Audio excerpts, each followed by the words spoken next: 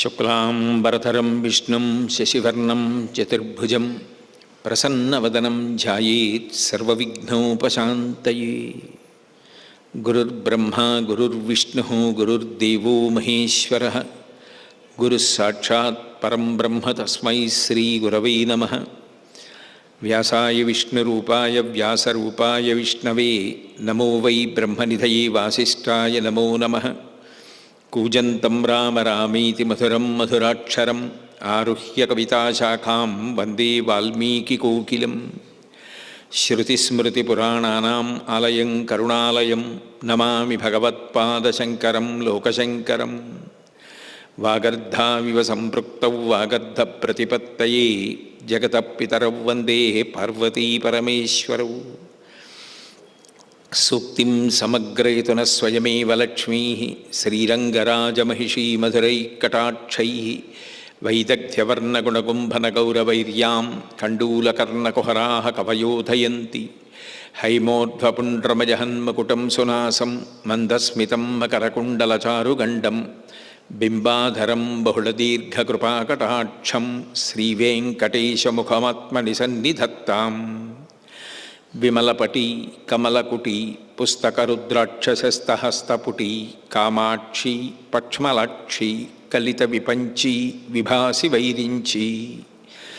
మనోజవం మరుతతుల్యవేగం జితేంద్రియం బుద్ధిమతాం వరిష్టం వాతాత్మజం వనరయూధముఖ్యం శ్రీరామదూతం శిరసా నమామి. ఆపదామపహర్తారం దాతారం సర్వసంపదాం లోకాభిరామం శ్రీరామం భూయో భూయో నమామ్యహం. హరి ఓం. పరమేశ్వర స్వరూపైన సభకి నమస్కారం.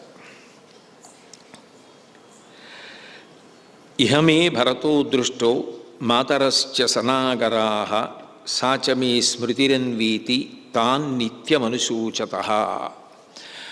రాముడు అక్కడ ఉన్నటువంటి ఋషులు అందరూ కూడా వేరొక వనానికి వెళ్ళిపోయిన తరువాత తనలో తాను భావన చేస్తున్నాడు. ఇక్కడ ఉన్న ఋషులందరూ కూడా కరుడు నా వలన భయపడి వాళ్ళని హింస చేస్తున్నాడన్న భావనతో వెళ్ళిపోయారు.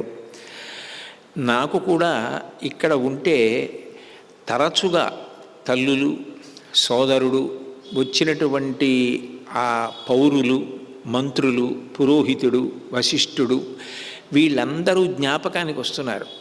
అదే పనిగా వాళ్ళందరూ జ్ఞాపకానికి వస్తున్నటువంటి కారణం చేత మనసు చింత పొందుతోంది.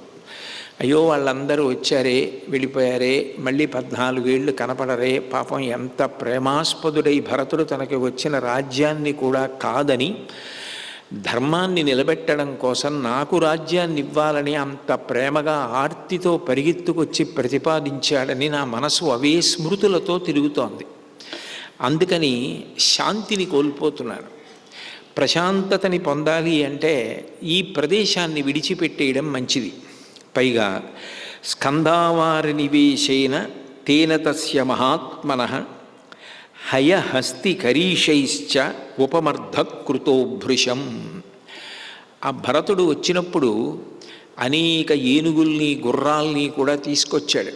అవన్నీ కూడా ఈ పర్వతం చుట్టూ విడిది చేసిన కారణం చేత అవి పేడ వేసేసి ఇదంతా తొక్కేసాయి. ఆ కారణం చేత ఈ ప్రదేశం అంతా కూడా కొంతవరకు శుభ్రతని కోల్పోయింది. ఆ పేడ అవి విసర్జించిన మూత్రము మొదలైన వాటితో నిండిపోయింది. కాబట్టి ఈ ప్రాంతాన్ని విడిచిపెట్టి నేను వేరొక ప్రదేశానికి వెడతాను. మీరు శ్రీరామాయణాన్ని గమనిస్తే అయోధ్యకాండ దాటుతున్న దగ్గర నుంచి కూడా రాముడు ఎందరో ఋషుల్ని దర్శిస్తాడు. ఒక్కొక్కసారి దర్శించిన ఋష్యాశ్రమాన్నే మళ్ళీ దర్శిస్తూ ఉంటాడు.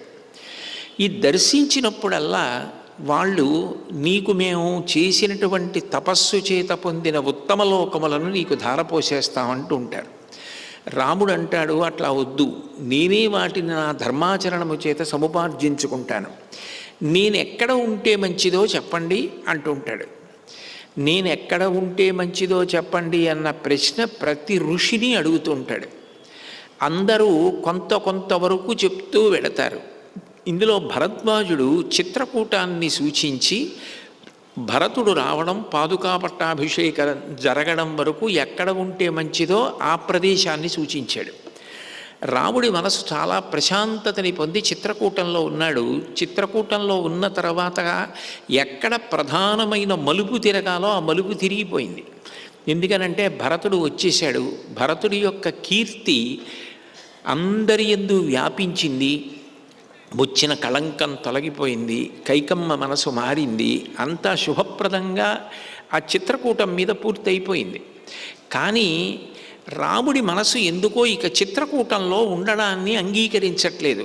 దేవతలు కూడా, అక్కడ ఉన్న ఋషులు దూరంగా వెళ్ళిపోయేటట్టు, రాముడి మనసులో కూడా ఆ ప్రదేశం నుంచి వెళ్ళిపోతే బాగుండుననిపించేటట్లు చేశారు. వెళ్ళినవాడు నేనెక్కడుండాలి, నేనెక్కడుండాలి, నేనెక్కడుండాలి అని అడుగుతూనే ఉంటాడు. చిట్ట చివర దానికి పరిష్కారం చెప్పినవాడు అగస్త్యుడు. నిజానికి రాముడు అగస్త్యుడి ఆశ్రమంలో ఉండిపోతాను అన్నాడు. ఒక స్థితిలో తాను ఊహ చేస్తున్నప్పుడు అగస్త్యుడి ఆశ్రమంలో ఉంటానంటాడు. అరణ్యకాండలో వస్తుంది. కానీ అగస్త్యుడు సీతారాములు ఉండవలసిన ప్రదేశాన్ని చెప్తాడు. అంటే ఎక్కడ సీతారాములు ఉంటే సీతాపహరణం జరిగి అసలు అవతార ప్రయోజనం నెరవేరుతుందో ఆ ప్రదేశము నిర్ణయింపబడాలి. అప్పటి వరకు రాముడు ఒక్కొక్క చోటు విడిచిపెట్టి వేరొక్కొక్క చోటుకి వెళ్ళిపోతుంటాడు. కథాపరంగా అది అంతిమ ప్రయోజన సాధన కొరకు తీసుకునేటటువంటి మలుపులు. కాబట్టి అత్రి మహర్షి యొక్క ఆశ్రమానికి వెళ్ళాడు. సోత్రేరాశ్రమ మహసాద్య తం వవందే మహాయశాః తం చాపి భగవానత్రి పుత్రవత్ ప్రత్యపద్యత. అత్రి మహర్షి ఆశ్రమానికి వెడితే అత్రి మహర్షి రాముణ్ణి చూడగానే ఒక కొడుకుని తండ్రి ఎంత ఆదరిస్తాడో అంత ఆదరించి ఆశ్రమంలోకి ఆహ్వానించాడు. రాముడు కూడా సీతాలక్ష్మణ సహితుడై ఆ మహర్షికి నమస్కారం చేశాడు. అత్రి తన భార్యని పరిచయం చేస్తున్నాడు. విశేషం ఏమిటంటే అత్రి మహర్షి తనంత తాను గొప్పవాడు. అత్రి మహర్షి ఎంత గొప్పవాడో అనసూయమ్మ నిజానికి అంతకన్నా గొప్పదిగా అనిపిస్తుంది. శ్రీరామాయణం చదువుతుంటే అసలు అత్రి అనసూయల దాంపత్యం, అత్రి అనసూయల జీవితాన్ని పండించుకున్న రీతి, వాళ్ళిద్దరూ ఎదిగిన వైనం చదువుతుంటే ఆశ్చర్యంతో చదువుతున్నవాడు ఒక్కొక్క శ్లోకం చదివి కొంతసేపు అట్లా ఉండిపోవాలి. అట్లా ఉంటుంది నిజంగా. అత్రి అనసూయల దాంపత్యం, అత్రి అనసూయల వైభవం ఆత్రేయ సగోత్రీకులందరికీ ఎంతో సంతోషకారకం. కాబట్టి ఆ మహర్షి ఆ వచ్చినటువంటి సీతారామ లక్ష్మణులకి అనసూయని చూపించాడు. ఆవిడేదో యథాలాపంగా అటు వచ్చింది ఆశ్రమంలో. ఆవిడిని చూపించి అంటున్నాడు, అనసూయాం మహాభాగాం తాపసీం ధర్మచారిణీం ప్రతిగృహ్ణీష్వ వైదేహీం అబ్రవీదృషిసత్తమః రామాయ చాచక్షటే తాం తాపసీం ధర్మచారిణీం. అక్కడ ఉన్నటువంటి ఆ అత్రి మహర్షి అనసూయమ్మని పరిచయం చేస్తూ అనసూయాం మహాభాగాం, ఈవిడ చాలా కీర్తివంతురాలైనటువంటి అనసూయ, తాపసీం ధర్మచారిణీం, గొప్ప తపస్సు చేసింది, చేస్తోంది, నిత్య తపస్సు. దానికి అంతం లేదు. మీతో నేను అనేక పర్యాయాలు మనవి చేశాను. తపస్సు అంటే అంత త్రికరణ శుద్ధితో మనస్సు, వాక్కు, శరీరము అన్నిటి చేత తేజస్సుని పెంపొందించుకోవడం, ఆ రుజుమార్గంలో ప్రయాణం చేయడం. అటువంటి తాపసీం ధర్మచారిణీం, ఎప్పుడూ ధర్మాన్ని అనుష్ఠిస్తూ ఉంటుంది. ప్రతిగృహ్ణీష్వ వైదేహీం, సీతమ్మ ఈమె వద్దకు వెళ్ళుగాక. అబ్రవీదృషిసత్తమః, ఆ ఋషి సీతమ్మని ఆ అనసూయ దగ్గరికి వెళ్ళి కాసేపు కూర్చుని మాట్లాడమని ప్రతిపాదించాడు. రామాయ చాచక్షేతాం తాపసీం ధర్మచారిణీం. వెంటనే రాముడు కూడా ఆ అత్రి మహర్షి యొక్క హృదయాన్ని గ్రహించాడు. గ్రహించి నువ్వు వెళ్ళి అనసూయమ్మతో మాట్లాడు అన్నాడు. సాధారణంగా ఋషి దర్శనం అయినప్పుడు సీతారామ లక్ష్మణులు ఆ ఋషి దగ్గరే కూర్చుంటారు, మాట్లాడుతుంటారు, విడిపోతూ ఉంటారు. కానీ ఒక్క అత్రి అనసూయ దగ్గరికి వచ్చేటప్పటికి మాత్రం రామాయణ కథలో కొన్ని రహస్యములు బయటికి రావలసి ఉంది. రెండు, సీతమ్మ తల్లి రాబోయే కాలంలో కాల పరీక్షకి తట్టుకొని ఒక దేవతా స్త్రీ అంత ఓర్పు పట్టి పాతివ్రత్యానికి నిలబడాలి. ఎందుకనంటే ఆమె తనంత తానుగా అయోనిజ కాబట్టి దేవతా స్త్రీ. ఆమె నోటి వెంట ఏదైనా ఒక మాట వచ్చిందో అది జరిగిపోతుంది. ఆమె రావణాసురుణ్ణి ఉద్దేశించి నువ్వు భస్మరాశి అయిపోవాలి అనుకుందనుకోండి, రావణుడు భస్మరాశి అయిపోతాడు. కానీ పతివ్రతా ధర్మంలో ఉన్న ప్రధానాంశం ఏమిటి? భర్తగారి గౌరవం నిలబెట్టాలి. భర్తగారి గౌరవం నిలబెట్టాలి అంటే రాముడే వచ్చి రావణ సంహారం చేసి సీతమ్మని తీసుకెడితే తప్ప రామాయణ కావ్యంలో రాముడి కీర్తి నిలబడే అవకాశం లేదు. నిజానికి రాముడి కీర్తి అంతా ఇప్పుడు ఎవరి వలన నిలబడాలి అంటే సీతమ్మ వలన నిలబడాలి. ఆమె రావణాసురుని చేత అపహరింపబడినప్పటికీ అంత పవిత్రమూర్తిగా రాముని పాదములనే ధ్యానం చేస్తూ రాముని యందే అనురక్తయై ఉండడం ఒకెత్తైతే, అంత శక్తి ఉండి కూడా రావణాసురుణ్ణి శపించకుండా దహించకుండా భర్తగారు వచ్చి రావణ సంహారం చేసి సీతమ్మని వెనక్కి తీసుకెళ్ళాడు అని ఒక నరుడి ఖ్యాతి నిలబెట్టబడాలి అంటే, రాముడి కీర్తి ప్రకాశించాలి అంటే సీతమ్మ పట్టినంత ఓర్పు ఇక రామాయణంలో ఎక్కడా ఎవరూ పట్టడానికి వీల్లేదు. అంత ఓర్పు. ఎందుకని అంటే ఆ మాట నేను ఎందుకన్నానంటే, కష్టం వచ్చిందనుకోండి, కష్టం చెప్పుకోవడానికి ఎవరైనా పక్కన ఉన్నారనుకోండి, అప్పుడు చాలా మటుకు కష్టం తీరుతుంది. రామాయణంలో విచిత్రం ఏమిటంటే రాముడికి కష్టం వస్తే చెప్పుకోవడానికి ఎప్పుడూ పక్కన లక్ష్మణస్వామి ఉంటాడు, హనుమ ఉంటారు, సుగ్రీవుడు ఉంటాడు. సీతమ్మకి ఎవరున్నారు? ఎవ్వరు లేరు. చుట్టూ రాక్షస స్త్రీలు పరివేష్టించి ఉంటారు. అసలు రాముడు ఉన్నాడా, వస్తాడా, తన ఉనికి తెలిసిందా, రావణ సంహారం అవుతుందా, తను ఎప్పటికీ రాముడి పంచన మళ్ళీ చేరుతుంది, ఏమీ తెలియవు. మనిషికి అటువంటి పరిస్థితులు అసహనాన్ని కల్పిస్తాయి. ఆ అసహనం ఆవిడ ఏ కారణం చేతనైనా రావణాసురుణ్ణి శపిస్తే రామ కథకే అర్థం లేకుండా పోతుంది. కాబట్టి ఇప్పుడు పాతివ్రత్యము యొక్క తాత్పర్యంలో ఆ ఓర్పు అంత గొప్పదై పతి యొక్క గౌరవాన్ని నిలబెట్టడం అన్నది బాగా సీతమ్మకి జీర్ణం అవ్వాలి. అంటే యథార్థానికి అరణ్యవాసానికి బయలుదేరినటువంటి రాముడికి కౌసల్య చద్దెన్నపు మూట ఎలా వండి కట్టి ఇచ్చిందో, యం పాలయసి ధర్మం త్వం ధృత్యాచర్యమేన చ సవై రాఘవచార్దూలా ధర్మస్వామభిరక్షతు అంది కదూ. ఇంతకాలం ఏ ధర్మాన్ని నువ్వు ధైర్యంతో నమ్మకంతో పట్టుకున్నావో అదే ధర్మాన్ని పట్టుకొని ఇక ముందు కూడా నీవు ప్రయాణించి శ్రేయస్సును పొందెదువుగాక అంది కదూ. దానివల్ల రాముడికి ధర్మమునందు అనురక్తి అట్లా ఉండిపోయింది. సీతమ్మకి కూడా పాతివ్రత్యమునందు అంతర్లీనముగా ఉండవలసిన అంత సహనమును చెప్పగలిగిన వాళ్ళు ఉండాలి. అది అనసూయమ్మ తప్ప చెప్పడానికి రామాయణ కావ్యంలో అర్హత ఉన్నవాళ్ళు ఎవరుంటారు? అందుకే అనసూయ దర్శనం అంత గొప్ప విశేషం. కాబట్టి మహర్షి అన్నారు, సీతమ్మని లోపలికి పంపించు, అనసూయతో మాట్లాడుతుంది. ఆమె తాపసీం ధర్మచారిణీం, ఆమెకి ధర్మము తెలుసు. ఏమిటి ధర్మం? పతివ్రతా ధర్మం. ఈ పతివ్రతా ధర్మమునకు పరాకాష్ట అయినటువంటి అనసూయమ్మ తప్ప సీతమ్మకి అది చెప్పడానికి ఎవరు సరిపోతారు?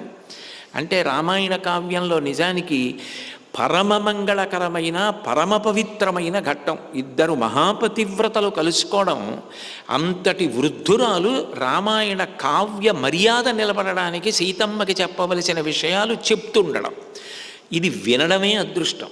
వాళ్ళిద్దరూ కలుసుకోవడం అసలు ఒక్కసారి రామాయణంలో శాబ్దిక దర్శనం చెయ్యడమే అంత గొప్ప విశేషం. కాబట్టి అత్రి అనసూయమ్మ గురించి చెప్తూ, దశవర్షాణ్యనావృష్ట్యా దగ్ధే లోకే నిరంతరం యయా మూలఫలే సృష్టే జాహ్నవీచ ప్రవర్తిత. ఈ అనసూయమ్మ యొక్క ధర్మం, ఈవిడ తపస్సు ఎంత గొప్పదో తెలుసా రామ? ఒకప్పుడు దశవర్షాణ్యనావృష్ట్యా 10 సంవత్సరముల పాటు అనావృష్టి వచ్చింది. గంగానది కూడా ఎండిపోయింది. అప్పుడు త్రాగటానికి నీళ్లు లేవు. నీరు లేకపోతే ధర్మం నిలబడదు. అసలు ప్రాణములు నిలబడవు. సంజీవనం సమస్తస్య జగత సలిలాత్మిక భవ ఇత్యుచ్యతే మూర్తిర్భవస్య పరమాత్మనః అంటారు లింగ పురాణంలో. నీటి రూపంలో పరమశివుడు ఉండి లోకములను బ్రతికిస్తూ ఉంటాడు. అటువంటి నీరు లేకపోతే ప్రాణములు లేవు, ధర్మము లేదు. అటువంటి నీరు గంగానదిలోనే ఎండిపోతే, ఇంకిపోతే ఈవిడ తన తపశ్శక్తి చేత గంగను ప్రవహింపచేసింది. అంతేకాదు 10 సంవత్సరముల పాటు ఈవిడ దశవర్షాణ్యనావృష్ట్యా దగ్ధే లోక నిరంతరం యయా మూలఫలే సృష్టి. ఈమె అనేకమైనటువంటి మూలములు, ఫలములు అంటే వేర్లు, దుంపలు, పళ్ళు ఇలాంటివన్నీ కూడా పండేటట్టుగా చేసి జనులకు ఆహారము దొరకక క్షుద్బాధ పొందకుండా అందరికీ ఆహారము అందేటట్టు చేసింది. అంటే ఈశ్వరుడు కర్మ పరిపక్వము చేత వీళ్ళు బాధపడాలని చెప్పి బాధ పెట్టడానికి ప్రయత్నిస్తే ఒక మనుష్యకాంత తన తపస్సు చేత పాతివ్రత్యము చేత తిరగరాసి దైవ నిర్ణయాన్ని ఇంతమందిని పోషించింది, వాళ్ళు నశించిపోకుండా. అంత గొప్పది ఈమె అనసూయ. ఉగ్రేణ తపసాయుక్త నియమై చాప్యలంకృత దశవర్ష సహస్రాణి యయా తప్తం మహత్తప. ఈమె చాలా ఉగ్రమైనటువంటి తపస్సు చేసింది. ఎంతకాలము అంటే దశవర్ష సహస్రాణి, 10,000 సంవత్సరములు తపస్సు చేసింది. అంటే పురుషులే కాదు, ఒకప్పుడు స్త్రీ తన పాతివ్రత్య ధర్మాన్ని తాను నిలబెట్టుకుంటూ ఒక గృహిణిగా భర్తని అనుగమిస్తూ భర్త మర్యాద నిలబెడుతూ తాను కూడా 10,000 సంవత్సరములు తపస్సు చేసి లోకాన్నంతటినీ ఆదుకుని ఇంత గొప్ప భార్య అని భర్త పొంగిపోయే స్థితికి వెళ్ళింది. అంటే ఈ దేశంలో స్త్రీలు ఎంత గొప్ప స్థితికి వెళ్ళారు అనడానికి అనసూయమ్మ ఒక ఉదాహరణ. కాబట్టి నియమైశ్చాప్యలంకృత, ఆమె అనేక నియమములను పాటించి అంత గొప్ప తపస్సు చేసింది. అనసూయా వ్రతై స్నాత ప్రత్యూహాశ్చ నివర్తితా దేవకార్య నిమిత్తంచ యయా సత్వరమాణయ దశరాత్రం కృతా రాత్రి సేయం మాతేవతే నఘ. ఓ రామ, ఈమె ఎంత గొప్పది అంటే అనసూయా వ్రతై స్నాత, ఈమె అనేక పర్యాయములు వ్రతములు చేసి స్నానం చేసింది. వ్రతములు చేసి స్నానం చేయడము అన్న మాటకు అర్థం ఏమిటంటే అవబృధ స్నానము అని అంటారు. అవబృధ స్నానము అంటే ఒక యజ్ఞం కానీ ఒక యాగం కానీ అటువంటివి పూర్తి చేసేసిన తర్వాత ప్రధాన కలశలో నీళ్లు తీసి యజమానులకు పోస్తారు. ఆ అవబృధ స్నానం ఎంత గొప్పది అంటే అటువంటి స్నానం చేసిన వ్యక్తి యొక్క జుత్తు కోపంతో కానీ పట్టుకుంటే వంశనాశనం అయిపోతుంది. అంత గొప్పది అవబృధ స్నానం. ఆ అవబృధం చండీ హోమం, శారదా నవరాత్రుల్లో ఇలాంటివి చేసినప్పుడు అవబృధం చల్లుతూ ఉంటారు. అవబృధ స్నానం అంటే అంత శక్తివంతం అది. కాబట్టి అటువంటి స్నానములు ఈమె ఎన్నో చేసింది. మహాభారతంలో రాజసూయం చేసి అవబృధ స్నానం చేశారు ధర్మరాజు గారు, ద్రౌపదీదేవి. తర్వాత దుశ్శాసనుడు ఆమె జుత్తు పట్టుకున్నాడు. మహాపతివ్రత అటువంటి రాజసూయం చేసి ఆ అవబృధ స్నానం చేసినటువంటి ద్రౌపదీదేవి యొక్క కేశపాశాన్ని పట్టుకున్న కారణం చేత అసలు ధృతరాష్ట్ర మహారాజు గారి వంశమంతా నశించిపోయింది. అంత శక్తివంతం ఆ వ్రతస్నానం. అటువంటి వ్రతస్నానములు ఈమె ఎన్నో ఆచరించింది.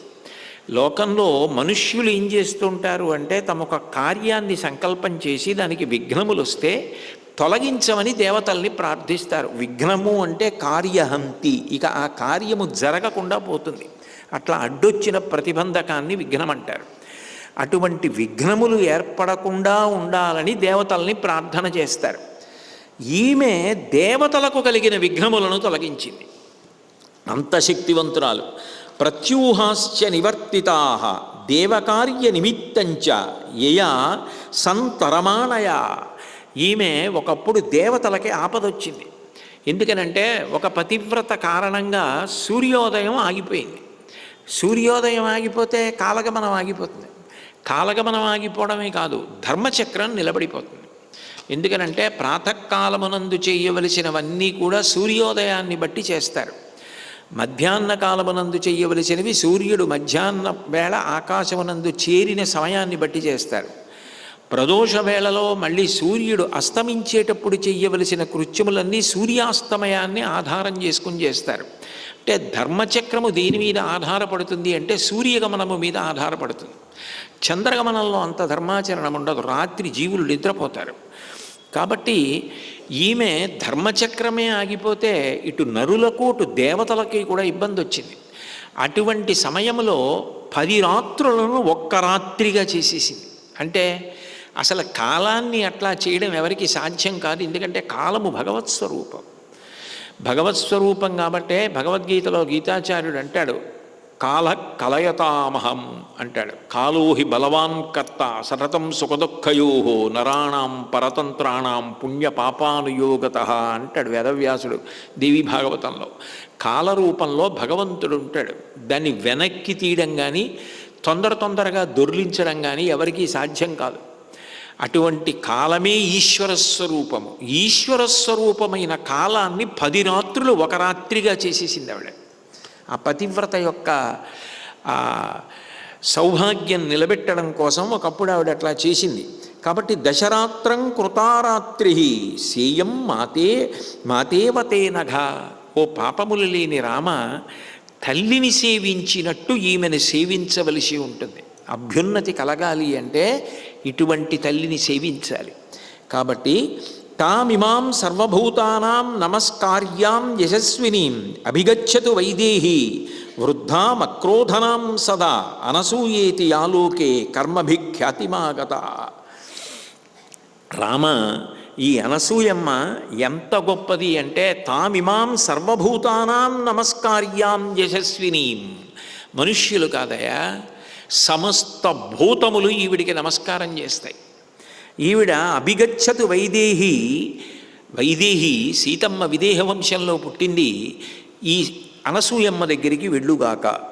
వృద్ధాం అక్రోధనాం సదా. ఆమె వృద్ధురాలైపోయింది.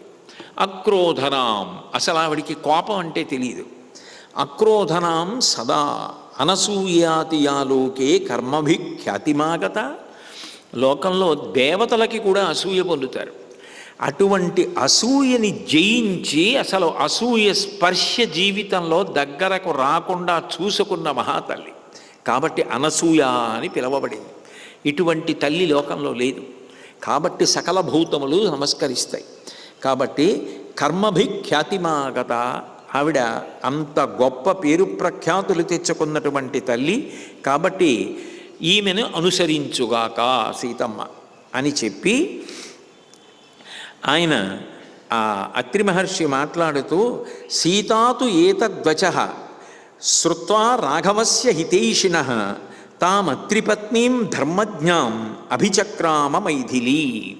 రాముడు కూడా అత్రి మహర్షి మాటలు విని సీతమ్మ, నువ్వు ఆ తల్లి అనసూయమ్మ దగ్గరికి వెళ్ళి ఆవిడ్ని సేవించు అన్నాడు. అనగానే ఆ సీతమ్మ ఆ మాట విని రాఘవస్య హితైషిణః, రామచంద్రమూర్తి యొక్క హితమును కోరుకున్నదై, అది ఎక్కడ రావణవధ వరకు ఆవిడ పట్టవలసిన ఓర్పు అందులోకి వస్తుంది. కాబట్టి రాముని యొక్క హితమును కోరుకున్నటువంటి సీతమ్మ, లేదా సీతమ్మ యొక్క హితము కొరకు రాముడు చెప్పిన మాటని విని తన హితమును రాముని హితమును కూడా సంపాదించగలిగిన శక్తి కలిగిన సీతమ్మ తామత్రిపత్నీం ధర్మజ్ఞాం అభిచక్రామ మైథిలీ. ఆ అత్రిపత్ని అయినటువంటి ధర్మము తెలుసున్నటువంటి ఆ అనసూయకి అభిచక్రామ మైథిలి ప్రదక్షిణం చేసింది సీతమ్మ. అంటే అసలు ఇది ఒక దివ్యమైనటువంటి ఘట్టం రామాయణంలో. ఎందుకనంటే సీతమ్మ అయోనిజ అయిన సీతమ్మ నరకాంతగా తనంత తాను ప్రవర్తిస్తోంది తప్ప ఆమె నిజానికి నరకాంత కాదు. నరకాంతగా ప్రవర్తిస్తున్నటువంటి సీతమ్మ ఒక వృద్ధురాలు, ఒక తాపసి. అటువంటి అనసూయమ్మకి ప్రదక్షిణం చేసి నమస్కారం చేస్తోంది. అంటే ఒక మనుష్యకాంతకి ఇప్పటి వరకు అత్తగారులకి చేసింది అంటే అనుబంధం చేత. ఇప్పుడు ఈవిడికి ప్రదక్షిణం చేసి నమస్కారం చేసి మాట్లాడుతోంది అంటే అన్ని తెలుసున్న సీతమ్మ కూడా అనసూయమ్మకి నమస్కరించవలసిందే, ప్రదక్షిణం చేయవలసిందే. అంటే అనసూయమ్మ ఎంత గొప్పదో అర్థమవుతుంది. కాబట్టి శిథిలాం ఫలితాం వృద్ధాం జరా పాండురమూర్ధజాం సతతం వేపమానాంగీం ప్రవాతే కదలీయథ. ఆమె శిథిలమైపోయినటువంటి అవయవములతో ఉంది, అంటే అంత వృద్ధురాలైపోయింది. పైగా ఆమె ఫలితాం చర్మములన్నీ కూడా, చర్మం అంతా కూడా ముడతలు పడిపోయింది.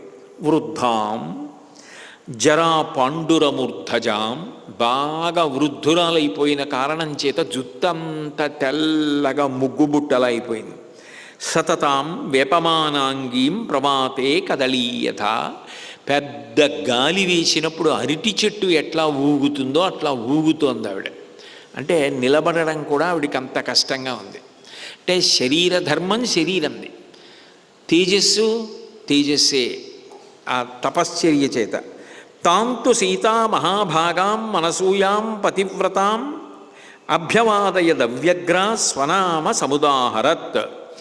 సీతమ్మ ఆ అనసూయమ్మ దగ్గరికి వెళ్ళి రెండు చేతులు కలిపి అంజలి ఘటించి నమస్కరించి తన పేరు చెప్పి అభివాదం చేసింది. పేరు చెప్పి నమస్కరిస్తే అభివాదం అంటారు.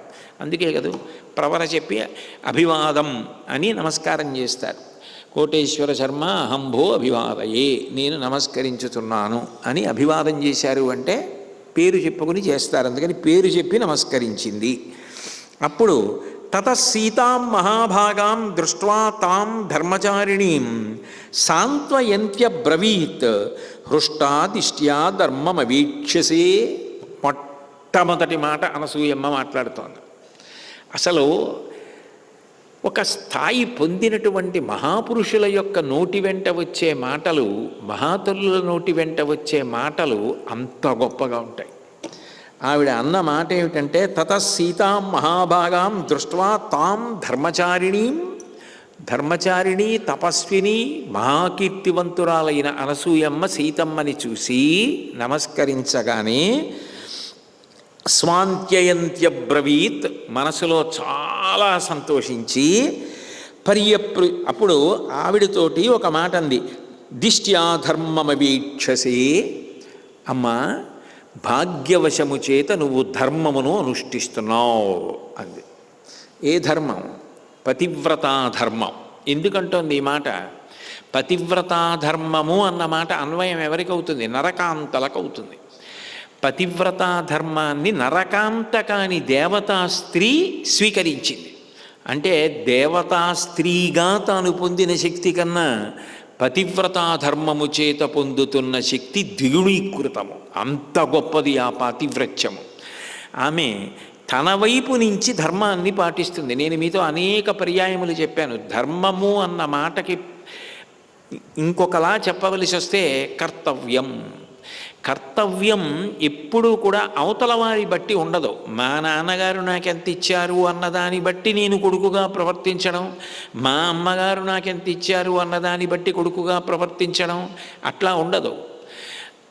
నేను కొడుకుని కాబట్టి తండ్రిని గౌరవించడం, నేను కొడుకుని తల్లిని గౌరవించడం, నేను తమ్ముణ్ణి అన్నగారిని గౌరవించడం, నేను మరిదిని వదిన గారిని గౌరవించడం, నేను అన్నయ్యని చెల్లెల్ని ప్రేమించడం. నువ్వు ఏ స్థానమునందున్నావో దానికి అనుగుణంగా నువ్వు చెయ్యవలసిన కర్తవ్యాన్ని నువ్వు చేసుకుంటూ వెళ్ళిపోవాలి. అంతేగాని అవతల వాళ్ళు ఎలా ఉన్నారన్న దాన్ని బట్టి నేను కర్తవ్యం మార్చుకుంటానంటే ధర్మం అవ్వదు. కర్తవ్యం ఎప్పుడు, ధర్మం ఎప్పుడు మన వైపు నుంచి ప్రవహిస్తుంది. అంతేగాని అవతల వారిని బట్టి ధర్మం మారిపోతూ ఉండదు. అది ధర్మాచరణమునందు అత్యంత ప్రధానమైన విషయం. అందుకే ధర్మాచరణమునకు ఉండవలసిన మొదటి లక్షణం సంయమనం. ఓర్పుని కోల్పోయారనుకోండి, మీ ధర్మం మీరు తప్పిపోతారు. ఎందుకంటే ఓర్పు కోల్పోగానే అవతల వారు ఇలా ప్రవర్తిస్తున్నారని కోపం వస్తుంది. కోపం రాగానే శపిస్తారు, శపించగానే చేసిన తపస్సు పోతుంది. అందుకే ధర్మాచరణమునందు అత్యంత ప్రధానమైనది ఏది అంటే సంయమనం. అందుకే తాపసులందరూ సంయమనంతో ఉంటారు, రాక్షసులందరూ ఆ సంయమనం పోగొట్టడానికి ప్రయత్నిస్తూ ఉంటారు. అందుకే చూడండి, పట్టుకెళ్ళి నెత్తురు పోసేస్తూ ఉండడం, సురుక్కులు స్రువాలు విరిచేస్తూ ఉండడం, యజ్ఞాలు పాడు చేసేస్తూ ఉండడం. ఎంత తొందరగా వాళ్ళ కోపం వస్తే, అన్ని శాపాలు ఇస్తే అంత తొందరగా వాళ్ళ తపస్సు పోతుంటుంది. అందుకని పోగొట్టడానికి వాళ్ళు ప్రయత్నిస్తూ ఉంటారు. కాబట్టి భాగ్యవశము చేత నువ్వు ధర్మాన్ని అనుష్ఠిస్తున్నావమ్మా సీతమ్మ అని త్యక్వా జ్ఞాతిజనం సీతే మానవృద్ధించ భామిని అవరుద్ధం వనే రామం దిష్ట్యా త్వమనుగచ్చతి. నువ్వు సీత ఎంత భాగ్యవంతురాలివి. త్యక్వా జ్ఞాతిజనం సీతే, నీ పుట్టింటి వైపు ఉన్న వారందరినీ కూడా విడిచిపెట్టేశావు. మానవృద్ధించ భామిని, నువ్వు నీకు సంబంధించినటువంటి అతిశయం, అహంకారం, అంటే నేను ఫలానా వాళ్ళ బిడ్డని, నేను దేవతా స్త్రీని, అయోనిజని, దశరథ మహారాజు గారి పెద్ద కోడల్ని, ఇవేవీ దృష్టిలో పెట్టుకోవాలి. నువ్వు అనుకున్నది ఏమిటి?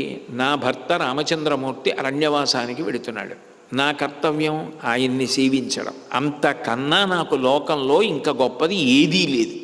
అయినప్పుడు ఆయనని సేవించడం అన్నది ఆయన ఎక్కడ ఉంటే అక్కడ నేను కూడా ఉన్నప్పుడే, కాబట్టి నేను అనుగమించి వెళ్ళిపోతాను ఆయనతో అని వచ్చేసావు. నీకు భర్తృ శుశ్రూష యొక్క వైభవం అర్థమైంది. నీ వైపు నుంచి కర్తవ్యాన్ని నువ్వు అర్థం చేసుకున్నావు. నగరస్థో వనస్థోవా పాపోవా యదివా శుభ యాసాం స్త్రీణాం ప్రియో భర్త తాసాం లోకో మహోదయా. ఓ సీతమ్మ,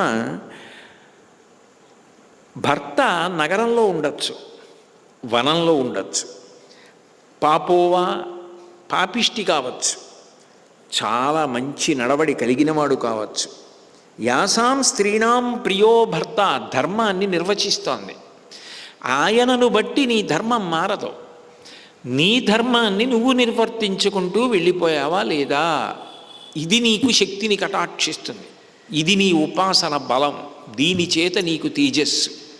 అంటే ఇప్పుడు సీతమ్మని ముట్టుకోవడం, సీతమ్మని అపహరించడం, రావణుడు చచ్చిపోవడానికి కావలసినంత పాపాన్ని వండుకోవడం.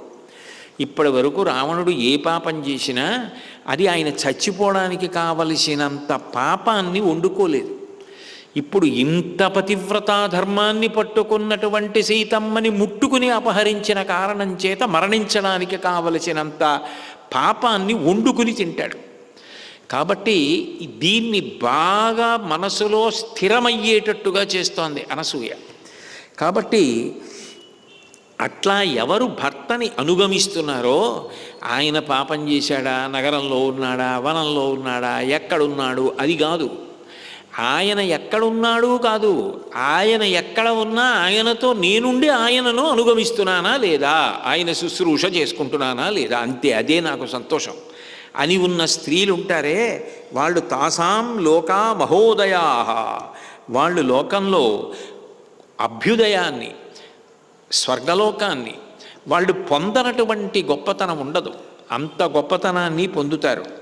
దుశ్శీల కామవృత్తోవా ధనైర్వా పరివర్జిత స్త్రీణామార్గ్య స్వభావామనాం పరమం దైవతం పతి.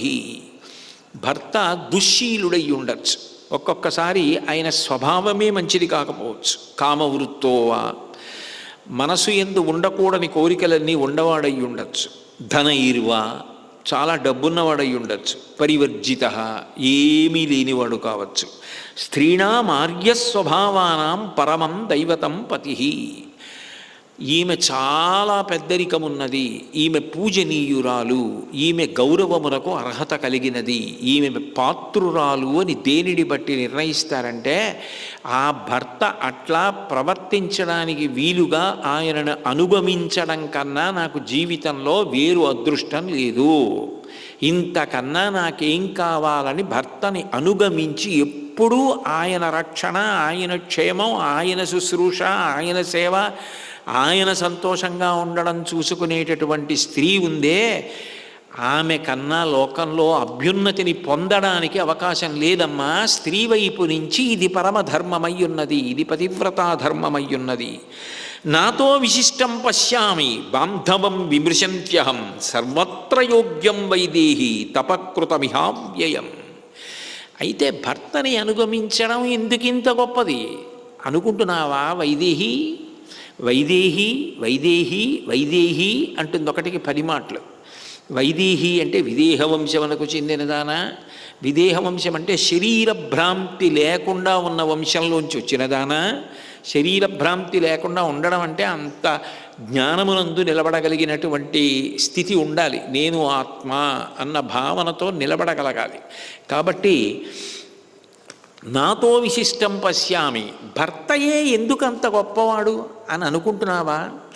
అసలు నాకు ఈ లోకంలో అనిపిస్తుంది సీతమ్మ, స్త్రీకి ఇక భర్త కన్నా గొప్పవాడైనటువంటి బంధువు లేడు.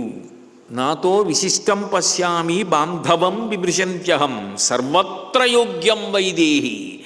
ఇక ఆయన కన్నా కూడా, ఆయనని అనుగమించడం కన్నా కూడా యోగ్యమైనది లేదు. తపకృతమిహావ్యయం, చేసిన తపస్సు తనతోనే ఎప్పుడూ ఎట్లా ఉంటుందో భర్తని అనుగమించిన స్త్రీ పొందే ఫలితం కూడా అట్లాగే ఉంటుంది. ఎందుకు నాతో విశిష్టం పశ్యామి బాంధవం విమృశంత్యహం అంది అనసూయమ్మ? భర్త లాంటివాడు లోకంలో ఇంకా ఎవరు ఉండడు అని ఎందుకంది అంటే దానికి అనేక కారణములు ఉన్నాయి. ఇవి నేను రామాయణం చెప్తున్నాను, రామాయణంలో అనసూయమ్మ గురించి చెప్తున్నాను. ఏది మాట్లాడుతున్నామో ఆ ధర్మం గురించే మాట్లాడాలి. కాబట్టి నేను ఆ ధర్మమే మాట్లాడతాను. కాబట్టి ఆవిడ ఎందుకు చెప్తోంది అంటే మిగిలిన వారు ఎవరు ఇచ్చినా అది పరిమితం. తండ్రి కొంతకాలం కుమార్తెని తన దగ్గర ఉంచుకుని పెంచి పోషించి పెద్ద చేస్తూ ఎప్పుడూ ఏమనుకుంటూ ఉంటాడంటే ఆమె పెరిగి పెద్దదవుతుంటే ఈమె ఇంత అందగత్తె, ఈమెకు తగిన భర్త రావాలి, ఈమె ఇంత తెలివైనది, ఈమెకు తగిన భర్త రావాలి, ఈమె ఇంత విదుషీమణి, ఇన్ని కళలు తెలుసు, ఈ కళలను అభినందించగలిగిన వాడు రావాలి, ఈమెకు పెద్దల శుశ్రూష ఇంత ఇష్టం, అట్లాంటి వాడే ఈమెకు భర్తగా రావాలి, ఈమెకి పూజ ఇష్టం, పూజలలో అనురక్తి ఉన్నవాడు భర్తగా రావాలి అని తాను భగవంతుడికి నమస్కారం చేస్తాడు. కూతురు చేత వ్రతములు చేయిస్తాడు. అటువంటి మంచి భర్త రావాలని చేయిస్తాడు. చిట్ట చివరికి వివాహం చేసేటప్పుడు ఏం చేస్తాడు అంటే ఆడపిల్ల, అమ్మా నువ్వు ఎప్పుడూ నా కూతురివే, కానీ నువ్వు అక్కడికి చేరడానికి ఇక్కడికి వచ్చావు. నువ్వు పుట్టుకతో లక్ష్మివి, నువ్వు నారాయణుణ్ణి చేరుతావు, నిత్యానపాయని ఆయనని విడిచిపెట్టి ఉండవు. ఇక్కడ పుట్టావు, ఇక్కడ పెరిగావు, ఇక్కడ పెద్దదానివయ్యావు. కానీ ఎప్పుడైనా ఇక్కడికి మళ్ళీ పెళ్ళైపోయిన తర్వాత రావలసి వస్తే ఆయనకి వంట రాదు నాన్నగారు, మామయ్య గారు పెద్దవారు అయిపోయారు, అత్తయ్య గారు ఒక్కరే ఉన్నారు, వెళ్ళిపోతానండి వెళ్ళిపోతానండి వెళ్ళిపోతానండి అంటే ఎట్లా వచ్చిందంత ప్రేమ? అది ఎట్లా సాధ్యం? మగపిల్లవాడికి రానిది ఆడపిల్లకు వస్తోంది. అందుకే ఇక ఉపనయనం అక్కర్లేదు ఆడపిల్లకి. ఎందుకంటే ఆమెకు సంస్కారము తల్లిని తండ్రిని అనుగమించి వచ్చేస్తోంది. మగపిల్లవాడైతే ఉపనయనం చేసి వాడికి సంస్కారం గురువు చేత చెప్పిస్తారు, ఆడపిల్లకి ఇక చెప్పించరు. కాబట్టి తండ్రి ఏం చేసినా ఆమె భర్తని చేరాలని చేస్తాడు. నారాయణమూర్తికి ఇస్తున్నానని చిన్నవాడైనా అల్లుడు కాళ్ళు కడిగి కన్యాదానం చేసేస్తున్నాడు. అన్నదమ్ములు, ఆమె సౌభాగ్యవతిగా పుట్టింటికి వస్తోందనుకోండి, ఎంత సంతోషపడిపోతారు. మా అక్క మా చెల్లెలు మా ఇంటికి వస్తోందని ఆనందపడిపోయి తనకున్నదేదో పసుపో కుంకమో చీరో కానుకో లేకపోతే మధుర మంజుల భాషలను ఆదరించుటో అంటారు పోతన గారు భాగవతంలో. మధురమైన మంజులమైన 4 మంచి మాటలు చెప్పడమో ఏదో చేస్తారు. వాళ్ళు కూడా పరిమితంగా ఇస్తారు. పెళ్ళయ్యే వరకు ఆమెకి మంచి భర్త రావాలి అని గుళ్ళకి వాటికి తీసుకెడతారు. భర్తగారు తన ఇంటి పేరు ఇస్తున్నాడు, తన గోత్రం ఇస్తున్నాడు. ఆమెకి పూర్ణత్వము కలగడానికి, ఆమె పరిపూర్ణత్వమును పొందడానికి, ఆమె మాతృదేవత కావడానికి అవకాశము భర్తగారి వలన లభిస్తోంది. అన్నిటిని మించి భర్తగారు చేసేటటువంటి పుణ్యము సగము భార్యకి వెళ్ళిపోతూ ఉంటుంది. ఎందుకు వెళ్ళిపోతూ ఉంటుంది అంటే భర్త అసలు తను చేయవలసినవి చెయ్యడానికి కారణము భార్య. ఆమె లేనినాడు ఆయన అట్లా చేయలేడు. కారణం, ఆయన హాయిగా కూర్చొని చదువుకోవాలంటే ఆమె వండి పెట్టాలి. ఆమె కూడా నేను హాయిగా కూర్చొని చదువుకుంటానని అనుకోండి, నాకు ఇష్టమే రామాయణం నేను చదువుతానని అనుకోండి, నేను రామాయణం చెప్తానని అనుకోండి. తనకి ఇంటికి వెళ్ళాక పలహారం పెట్టేవాళ్ళు ఎవరు? పిల్లల్ని చూసేవాళ్ళు ఎవరు? ఈయన యోగక్షేమాలు చూసేవాళ్ళు ఎవరు? ఈయనవన్నీ ఆమె చూస్తోంది. ఆయన తను తరించడానికి కావలసినవన్నీ చేస్తున్నాడు. సంకల్పం చెప్పేటప్పుడు ధర్మపత్ని సమేతస్య అని చెప్పి తాను పూజ చేస్తున్నాడు. పూజకు కావలసినవన్నీ ఆవిడ పెడుతోంది. ఆయన పూజ అవుతుంటే నైవేద్యం వండి తీసుకొచ్చి అక్కడ ఇస్తోంది, తాంబూలం సిద్ధం చేస్తోంది, అన్నీ ఆమె అందిస్తోంది. ఈయన దేవతలకి పూజ చేస్తున్నాడు. పిల్లల యోగక్షేమాలన్నీ ఆవిడ చూస్తోంది. స్నానం చేయించడం, పిల్లలకి బట్టలు కట్టడం దగ్గర నుంచి అన్నీ ఆమె చూస్తోంది. తాను ఈశ్వర భావన యందు తరిస్తున్నాడు. అందుకే ఆయన పుణ్యంలో సగం ఆమెకి ఇస్తారు. తదనంతరం ఆమె ఇంకా ఏమైనా చేసుకుంటే, ఆమె ఇవన్నీ చేసి కాసేపు రామనామని రాసుకుంది, ఇంకా ఆయనకి ఇవ్వరు. అది ఆమె నీకు చేయవలసిందంతా చేసి చేసుకుంటోంది, నీకెందుకు అంటే ఇప్పుడు ఇంత పుణ్యాన్ని నిరంతరం కట్టపెట్టేసేవాడెవరు? భర్త గారు. కాబట్టి భర్త ఇచ్చేది అమితం. ఆయన ఉన్నాడు, ఆమె మంగళప్రదురాలు, చూడగానే ఒక నమస్కారం. కాబట్టి అమ్మా, లోకంలో భర్త ఇచ్చినంతగా ఇచ్చేవాడు నాకు కనపడలేడు. కాబట్టి భర్త చాలా గొప్పవాడు. నాతో విశిష్టం పశ్యామి బాంధవం విమృశంత్యహం. భర్త కన్నా గొప్ప బంధువు లోకంలో ఉంటాడు. ఎప్పుడు కడుపున పుట్టిన పిల్లల నుంచి కూడా తన భార్యని తాను కాపాడుకుంటూ ఉంటాడు. నువ్వు అమాయకురాలివే, నీ పేరు మీద కొంత ఉండాలే, అది చూసైనా భయం ఉంటుందంటాడు. అంటే తన కడుపున పుట్టిన పిల్లలే అయినా నా తర్వాత అది అని ఆలోచిస్తాడు ఒక వయసు వచ్చిన తర్వాత. అంటే అంత ప్రేమ ఉంటుంది భర్తకి భార్య మీద. కాబట్టి సర్వత్ర యోగ్యం వైదేహి. భర్త లాంటి వాడు ఎక్కడుంటాడమ్మా లోకంలో? అటువంటి భర్తని అనుగమించడం ఎంత గొప్ప విషయం. అంతేకాదు, నత్వేవ మనవగచ్చంతి గుణదోషమసత్స్త్రియ కామ వక్తవ్య హృదయ భర్తృనాథాశ్చరంతియాహ. కానీ ఈ లోకంలో కొంతమంది స్త్రీలు కూడా ఉంటారు. వాళ్ళు తమకి పట్టినటువంటి గొప్ప భాగ్యాన్ని, తాము అనుష్ఠించవలసిన ధర్మాన్ని, దాని చేత తాము పొందే వైభవాన్ని తెలుసుకోలేక భర్తని నిరంతరం శాసించి, ఆయనకేమీ తెలియదు నాకే తెలియదు అన్నట్టుగా మాట్లాడుతూ భర్తని తక్కువ చేసి ప్రవర్తిస్తూ ఉంటారు. దానిచేత వాళ్ళు పొందవలసిన స్థితిని పొందలేకపోతున్నారు. ప్రాప్నువంత్యయ యశశ్చైవ ధర్మభ్రంశంచ మైథిలి అకార్యవశమాపన్నా స్త్రియోయా ఖలు తద్విధా. అట్లా ప్రవర్తించిన వాళ్ళు ఎవరున్నారో వాళ్ళు ప్రాప్నువంత్య అయశశ్చైవ అపకీర్తిని తెచ్చుకుంటున్నారు. ధర్మభ్రంశంచ మైథిలి ధర్మాన్ని పోగొట్టుకుంటున్నారు. అకార్యవశమాపన్నా చెయ్యకూడని పని చేసిన వాళ్ళు అవుతున్నారు. స్త్రియోయా ఖలు తద్విధా. అటువంటి వాళ్ళు అపకీర్తిని మూట కట్టుకుని నిష్కారణంగా పతనం అయిపోతున్నారు. కానీ అట్లా కాకుండా త్వద్విధాస్తు గుణైర్యుక్త దృష్టలోక పరావరా స్త్రియ స్వర్గే చరిష్యంతి యదా ధర్మకృతస్తదా.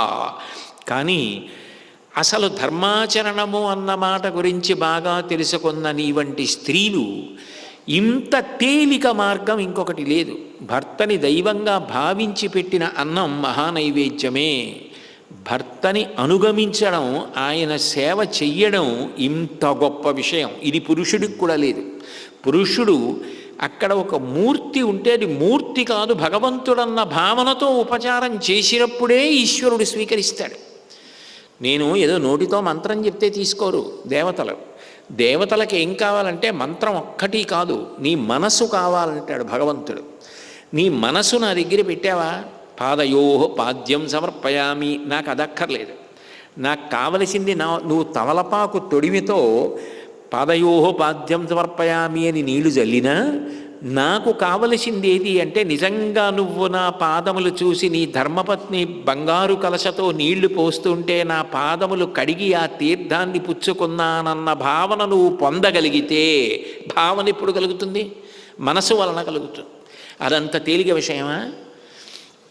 శంకరాచార్యులు వారు శివానందలహరి చేస్తూ మాట అంటారు, అసలు కథావా త్వాం దృష్ట్వా తవ భవ్యాంఘ్రియుగళం.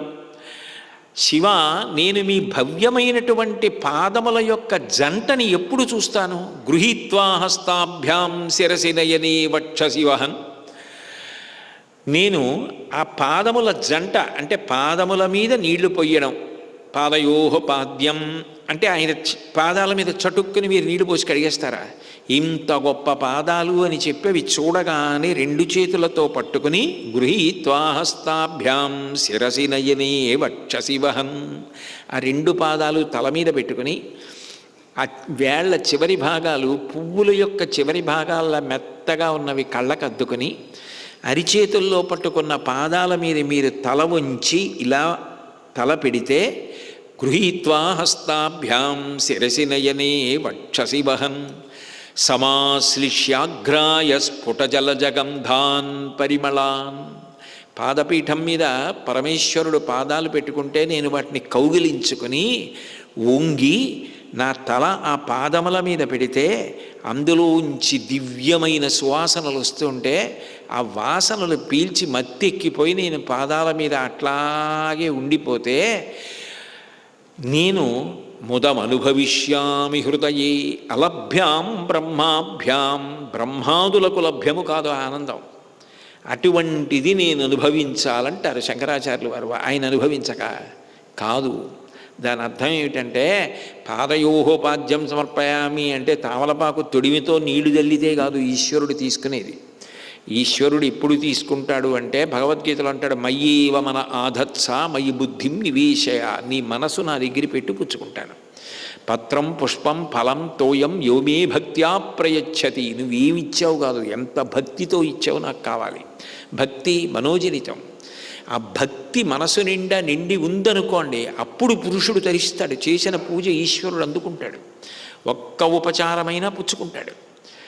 భార్యకి ఆ బాధ లేదు, ఆమెకి ప్రత్యక్ష దైవం ఆయనే కాబట్టి ఆయన స్నానం చేయడానికి ఏ కారణం చేతనో ఆవిడ నీళ్లు పెట్టవలసి వచ్చిందనుకోండి, భగవంతుడి అభిషేకానికి సిద్ధం చేసినట్టే, ఆయనకి వడ్డించిన అన్నం మహానైవేద్యం పెట్టినట్టే, ఆయనకి చేసిన ఏ ఉపచారమైనా భగవంతునికి చేసినట్టే. ఎందుకని అనసూయమ్మ చెప్తోంది, భార్య విషయంలో సౌలభ్యం ఉందమ్మా, భర్త ప్రత్యక్ష దైవం. కాకపోతే ధర్మం నీ వైపు నుంచి ఉంది కాబట్టి ఆయన యందు భర్తృత్వము దైవత్వము చూసి నువ్వు అనుగమించాలి. తప్ప ఆయన నగరంలో ఉన్నాడా, వనంలో ఉన్నాడా, అక్కర్లేని ధర్మం పట్టుకున్నాడా, అరణ్యవాసానికి వచ్చాడా, ఇవన్నీ ఆలోచించకుండా వచ్చావే, ఇది నీ భాగ్యం. కాబట్టి నువ్వు ఏ స్థితిని పొందుతావో. ఈ మాటలు దేనికి పనికొస్తాయి? ఇప్పుడు ఎవరికి ఎవరు చెప్తున్నారు? ఒక నరకాంత ఒక దైవకాంతకి చెప్తోంది, ఒక అయోనిజకి నరకాంత చెప్తోంది. ఎందుకని అంటే నరకాంత అయినా పాతివ్రత్య ధర్మము చేత లోకములని శాసించగలిగిన స్థితికి ఎదిగిన మహాపతివ్రత అనసూయమ్మ. అటువంటి అనసూయమ్మకి తప్ప ఇది సీతమ్మకి చెప్పే అధికారం ఎవరికి ఉంది? అందుకే అయోధ్యకాండలో ఈ ఘట్టం చాలా చాలా గొప్ప ఘట్టం. మహర్షి దీన్ని చిట్ట చివరికి తీసుకొచ్చి మళ్ళీ కళ్యాణ ప్రస్తావన తీసుకొచ్చారు. అందుకే కాబట్టి అంత గొప్పదమ్మా, నువ్వు ఎంత అదృష్టవంతురాలివి.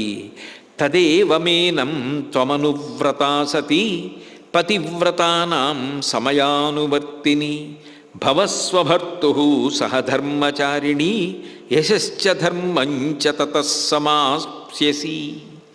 ఓ సీతమ్మ, కాబట్టి నీ భర్త యొక్క సేవల యందే నీ మనసు ఉంచు, పతివ్రత ధర్మమును పాటించు, ఆయనకు సహధర్మచారిణివై ఉందువుగాక. అది ఎంత పెద్ద మాట అండి. భారతదేశంలో కామపత్ని అనరు, ధర్మపత్ని సమేతస్య. ఆమె మూర్తీభవించిన ధర్మం. ఆమె లేనినాడు పురుషుడు ధర్మమునందు ఒక అడుగు తీసి అడుగు వేయలేడు. ఆమె ఉంది. హోమం దగ్గర కూర్చుని పూర్ణాహుతి చేస్తాడు. ఆమె ఇంట్లో అనారోగ్యంతో మంచం మీద పడుకుని ఉన్న రవికిల బట్ట బొడ్డులో దోపుకుని చేసేయచ్చు. తన కూతురికి కన్యాదానం చేస్తాడు. ఆయన మంగళప్రదుడు, చూడగానే ఆయన పూజనీయుడు. అందుకే ఒక వ్యక్తి భార్య చనిపోతే నా ఇహాన్ని పరాన్ని పట్టుకుపోయావే అన్నాడు. ఆమె లేనప్పుడు అది ఇల్లేమిటి, ఇంకా అది ఎంత పెద్ద భవంతి అయితే మాత్రం అసలు ఆయన యోగక్షేమాల కోసం పరితపించే వాళ్ళు ఎవరున్నారు? గృహిణి గృహముచ్యతే. కళ్ళల్లో పెట్టుకు చూసుకుంటుంది కాబట్టి కామాక్షి. అంతలా అనువర్తించేది భార్య. ఆయన ధర్మమంతా ఆమె మీద నిలబడి ఉంది. ఆమెను పట్టుకున్నాడు ధర్మాన్ని, కాబట్టి అర్థము ప్రభవించింది. ధర్మము చేత అర్థము అంటే డబ్బు కన్నా గొప్పదేదో తెలుసా? ఆడపిల్ల మగపిల్లాడు. సంతానం ఎక్కడి నుంచి వచ్చింది? ధర్మపత్ని యందు కామము అన్వయమైంది. ధర్మపత్ని యందు మాత్రమే కామము అన్వయమైతే కలిగిన అర్థము ధర్మబద్ధమైన అర్థము. అందుకని ధర్మ ప్రజాసం నాకు సిద్ధ్యర్థం అని వివాహంలో సంకల్పం. నాకు ధార్మికమైన సంతానము కలగాలి. ఇప్పుడు ఆ కొడుకు అందొచ్చాడు తండ్రికి. హాయిగా తాను విశ్రాంతి తీసుకుంటాడు, కొడుకు భుజం మీద చేసుకుంటాడు. నాకేమిటి కొడుకున్నాడంటాడు. కూతురు ఆమెను కన్యాదానం చేశాడు. దశ పూర్వేషాం దశాపరేషాం, 10 తరాలు తనకి ముందు 10 తరాల తర్వాత తనతో కలిపి 21 తరాలు తరించిపోయాయి. కాబట్టి ఇప్పుడు అర్థం ఎక్కడి నుంచి వచ్చింది? ధర్మమునందు కామము అన్వయమైతే అర్థం వచ్చింది. సుఖమునకు భోగమునకు సంపత్తి వచ్చింది. అసలు వీటన్నింటికీ కారణం ఎవరు? ధర్మపత్ని. అడుగడుగున నీ ధర్మాచరణమునకు బాసట ఎవరు? ఆమెయే.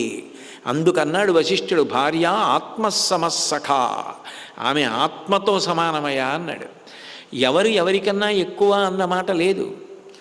ఇద్దరూ అంతే, ఒకరికొకరు అంత గొప్పగా ఉంటుంది గృహస్థాశ్రమం అనేటటువంటిది. బాగా జ్ఞాపకం పెట్టుకోండి. అయోధ్యకాండ పూర్తి చేసేటప్పుడు ఈ గృహస్థాశ్రమంలో తరిస్తున్నటువంటి శక్తివంతమై లోకాన్నే దేవతల్ని కూడా కాపాడగలిగినటువంటి భార్యాభర్తల గురించి మహర్షి తీసుకొచ్చారు. ఎందుకని అంటే ఇది తెలియకపోతే జీవితాలు పాడు చేసుకునే వాళ్ళు కూడా ఉంటారు. హాయిగా నడిచిపోతున్న జీవితాన్ని ఎవరో చెప్పుడు మాటలు చెప్తే నా భర్త గురించి నువ్వు చెప్పడం ఏమిటే, ఆయన క్రూరుడు, ఆయన మోసగాడు అని అడగలేకపోయింది కైకమ్మ. ఎంత అగ్నిహోత్రం సృష్టింపబడింది. సంసారం అనేటటువంటిది, గృహస్థాశ్రమం అనేటటువంటిది ఒక నిమిషమునకో, ఒక గంటకో, ఒక రోజుకో, ఒక నెలకో, ఒక సంవత్సరమునకో చెందినది కాదు. కేవలము ఇక్కడ వరకు కూడా కాదు. ఈ జీవితం ఈ మేమిద్దరం బ్రతికున్నంత కాలం అన్న మాట కూడా అన్వయం కాదు. ఎందుకనంటే ఆమె తోడుగా ఉన్న కారణం చేత ఈ జీవుడు తర్వాత ఎన్ని ఉన్నత లోకములకు వెడుతున్నాడో ఆ ధర్మపత్ని సహకారంతో ఆచరించిన ధర్మం. ఆయనని అనుగమించి ఆవిడ ఎంత పుణ్యాన్ని పొంది ఉత్తమ లోకాలు పొందిందో గతి అయ్యాడు. అంటే చివరికి పొందవలసినటువంటి స్థితికి ఇద్దరు ఒకరికొకరు చెయ్యి పట్టుకుని ప్రస్థానం చేస్తారు. అందులో అది ఎరిగి కౌసల్య ప్రవర్తించింది చాలా వరకు. ఆమె కూడా అక్కడక్కడ తడబడింది. తడబాటు లేకుండా నిలబడింది ఎవరు అంటే సుమిత్ర. ఒక్కనాడు నోరు జారలేదు. అందుకే సుమిత్ర గొప్ప మిత్రురాలు. గృహస్థాశ్రమంలో ఎట్లా ఉండాలో అట్లా ఉండి అర్థం చేసుకుని నడయాడిన తల్లి, బిడ్డని అలా పంపించిన తల్లి సుమిత్ర. అది అర్థం కాకపోతే జీవితం అనేక ఒడిదుడుకులకు లోనైపోతుంది. అహల్య అంతటిది బాలకాండలో దేవేంద్రుడి యందు మోహాన్ని పొందింది, లోభాన్ని పొందింది. తత్కారణము చేత మళ్ళీ ఎంత తపస్సు చేసి గౌతముడి పక్కకి చేరవలసి వచ్చింది. శ్రీరామాయణంలో విచిత్రమైన విషయం ఒకటి కనపడుతుంది. మీకు ఎందరో దంపతులు కనపడుతూ ఉంటారు. దశరథుడు, కౌసల్య, సుమిత్ర, కైకేయి, వాలి, తార, అట్లాగే అదేంటి ఆయన భార్య రుమ, అట్లాగే రావణుడు, మండోదరి, గౌతముడు, అహల్య, సీత, రాముడు, ఇలా ఎందరో దంపతులు కనపడుతూ ఉంటారు. విచిత్రమైన విషయం ఏమిటంటే ఇందులో వయస్సులో చాలామంది కన్నా సీతారాములు చిన్నవాళ్ళు. కానీ దాంపత్యం అంటే ఎవరిది అంటే సీతారాములదే. ఎందుకని అంటే దాంపత్యమునకు పరాకాష్ఠ ఏమిటంటే ఇద్దరు మనుషులు ఉండాలి, మనసు ఒక్కటైపోవాలి. ఒకటే మనసైపోయినది దాంపత్యం. సీతారాములది అట్లా అయిపోయింది. నేను బాలకాండ పూర్తి చేస్తూ వాళ్ళ వైవాహిక జీవితం గురించి చెప్తూ ఓ మాట మీతో మాట్లాడాను నేను. అప్పుడు మహర్షి ఒక మాట అంటారు, ఆఖ్యాతి హృదయం హృదా. వాళ్ళ హృదయములు మాట్లాడుకున్నాయి, వాళ్ళు నోరు విప్పి మాట్లాడుకోలేదు అన్నారు. అది దాంపత్యం అంటే. అటువంటి దాంపత్యము గృహస్థాశ్రమమునకు ఆలవాలము. గృహస్థాశ్రమంలో తరించడం అన్నది అక్కడ వచ్చింది. ఎందుకనంటే ఒక వయసు వచ్చిన తరువాత కామమును నిగ్రహించడం సాధ్యం కాదు. ఆ కామము ధర్మము చేత ముడిపడిపోయిందనుకోండి, అది ఏ అపకారము చెయ్యదు. సముద్రము కూడా చెలియలి కట్టని దాటనట్టు పురుషుడు తన కామమును ధర్మము చేత కట్టినప్పుడు తాను ఉన్నతిని పొందుతాడు తప్ప భ్రష్టుడు కాడు. తన వంశంలో అందరూ దక్షిణ నాయకులే. అనేక మంది భార్యలు ఉన్నారు. రాముడు ఒక్కడే ఏకపత్ని వ్రతుడు, ఒక్కతే భార్య. సీతారాముల గృహస్థాశ్రమం మనకి ఎట్లా బ్రతకాలో ఎట్లా ఉండాలో నేర్పుతుంది. అసూయ ఎంత ప్రమాదకరమైనదో చెప్తుంది. ఏ కారణానికి మందరకి అసూయ? రాముడు రాజు అయితే ఆవిడికి ఏమిటి, భరతుడు రాజు అయితే ఆవిడకేమిటి, ఆవిడికి ఒరిగేది ఏమిటి? కానీ అసూయ అన్న మాటకు అర్థం లేదు. అందుకని ఆమె ఎంత ప్రమాదాన్ని సృష్టించింది. ఇవన్నీ అయోధ్యకాండలో చర్చింపబడతాయి. అటువంటి అయోధ్యాకాండము పూర్తయ్యేటప్పుడు అది ఆదర్శప్రాయమైనటువంటి గృహస్థుల్ని చూపించి పూర్తి చేయాలి. అది ఎంత ఆదర్శప్రాయులంటే అయోనిజ అయిన సీతమ్మకే పతివ్రతా ధర్మం చెప్పగలిగినంత గొప్ప తల్లి అనసూయమ్మైంది. అత్రి అనసూయ అంత గొప్ప దంపతులు.